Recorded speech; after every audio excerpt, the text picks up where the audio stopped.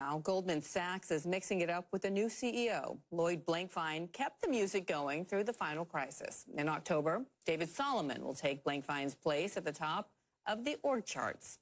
Goldman made the announcement as it released earnings, the organization's chart, I should say. The bank beat expectations, a different tune from the other Wall Street banks we've heard from in the last week. But investors' reaction, the proverbial record scratch. The stock fell as much as 2% before bouncing back. If you're wondering what all those music metaphors have to do with the world's most powerful investment bank, it's this. When night falls, David Solomon, the future CEO of Goldman Sachs, he becomes a DJ. DJ Sol is what they call him. Claire Sebastian joins me now. Many people would see him during the day in his business suit, looking very professional. Some would say conservative. Different man at night. Yeah, absolutely. He's a man who has, a very well-publicized extracurricular activity, and he's spoken about it publicly. He said, look, this is about, combining what you're passionate with your work. And I think it's interesting, given this is now a new era for the company. Will it mean a change in direction in terms of policy, or is this just about style and culture? Take a look.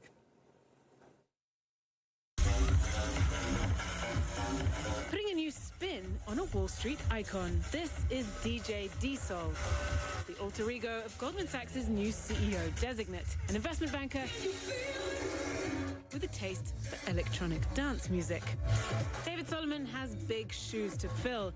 Over the past 12 years, Lloyd Blankfein led the bank through the financial crisis and the long road to recovery. I haven't felt this good since 2006. Under Blankfein, Goldman posted net profits of more than $4 billion last year, though it struggled in the Fed's latest round of stress tests and will be forced to raise more capital.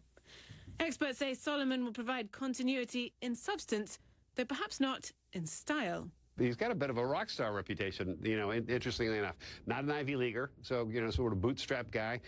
Started at Drexel Burnham as a junk bond guy, which transitioned into investment banking, and at the same time have a real natural human side that people can relate to in his DJ side gig, which I think is an amazing story. I think the important thing to take away from this change in leadership is the direction of the company probably stays the same, and I think that's probably a good thing.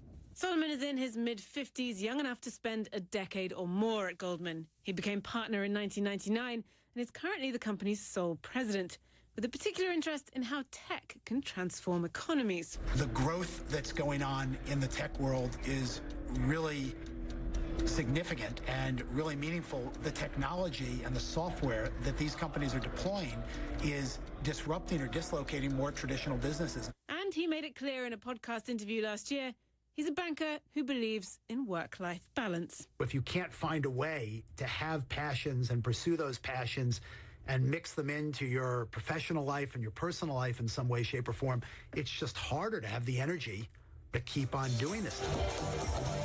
Passion and profits. Advice from a man who knows all about getting the right mix.